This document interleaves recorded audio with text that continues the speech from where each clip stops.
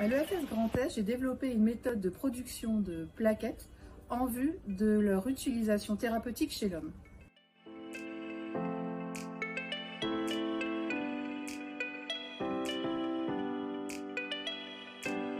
Je suis Catherine Strassel, chercheure à l'unité INSERM 1255, localisée à l'EFS Grand Est sur le site de Strasbourg.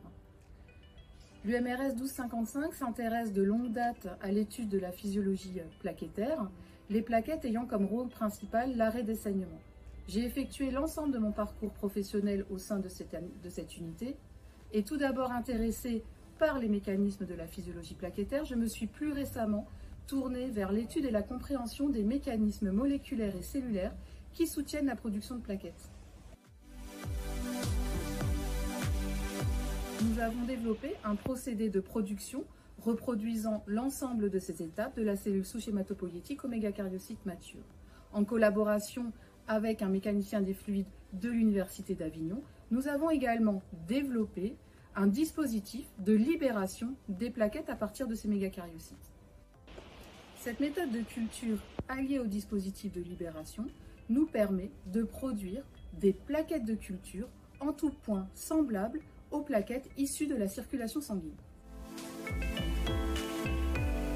La transfusion de plaquettes, qui est utilisée dans des situations préventives ou curatives, se heurte aujourd'hui à un certain nombre de contraintes. D'une part, la durée de vie des concentrés plaquettaires limitée à 7 jours, et d'autre part, un défi d'approvisionnement quotidien face à une demande soutenue, puisque l'approvisionnement en plaquettes ne repose que sur la générosité des donneurs de sang. Dans ce contexte, et fort d'une méthode de production de plaquettes efficace, nous nous sommes engagés dans un essai clinique qui vise à évaluer la recirculation de ces plaquettes produites en laboratoire chez des volontaires sains.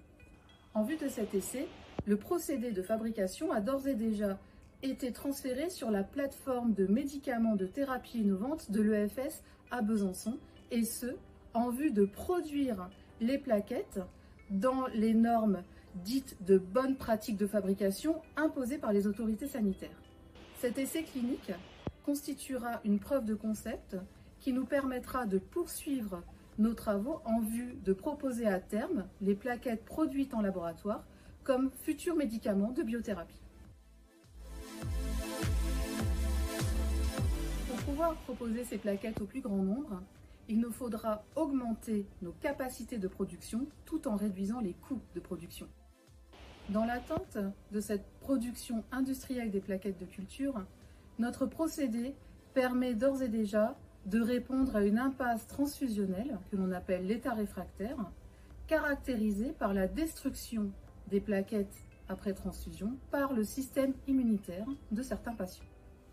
À terme, nous souhaiterions être en mesure de produire des plaquettes à la demande, en immortalisant tout d'abord un progéniteur mégakaryocytaire, mais également de proposer des plaquettes dites universelles, et ce, en éliminant par modification génétique les molécules du HLA, permettant alors d'obtenir des plaquettes immunocompatibles pour tous les receveurs.